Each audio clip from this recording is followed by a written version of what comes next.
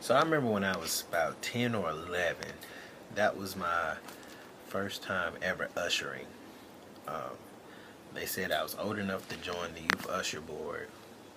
And, I took it seriously because my mother was head of the usher board, like that whole department or whatever at the church. And, back then, ushers had pride, always had the white shoes, the white gloves, they were serious. They were, had attention.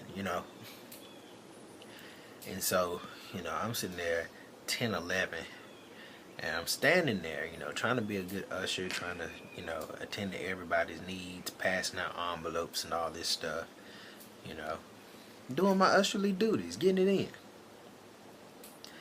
I got my little white shirt, I got my little black pants on, they gave me a little badge to say usher on it. I'm like, okay, cool, you know. And so, I went to an old school church, and the pastor got up to preach. I mean, not to preach, but to pray.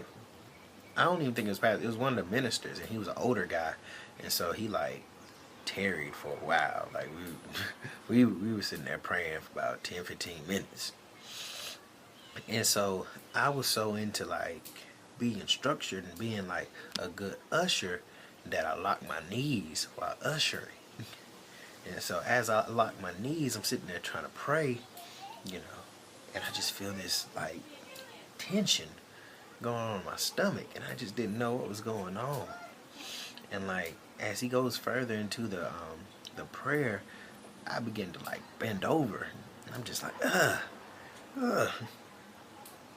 And then next thing you know, my mouth fills up with this substance. He's just,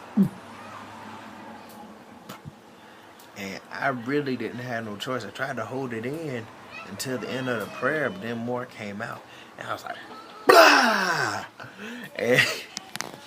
and there was vomit like all the way down the aisle where I was. That thing projected far. And so some people, they weren't praying anyway, and they saw the whole thing, because you heard people like gasp, and they're like, oh, while I was doing this, and I was so ashamed.